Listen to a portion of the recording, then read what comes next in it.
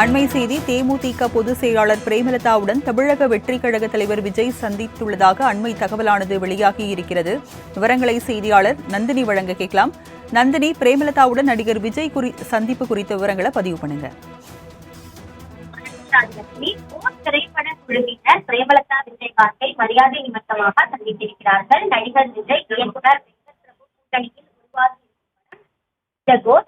நிறுவனம் தயாரித்த படத்தில் பிரசாந்த், பிரபுதேவா, அஜ்மல், மீனாட்சி சௌத்ரி உள்ளிட்ட பலர் நடித்திருக்கிறார்கள். படத்திற்கு யுவன் சங்கர் ராஜா இசையமைத்தார். விவரங்களுக்கு நன்றி நந்தினி.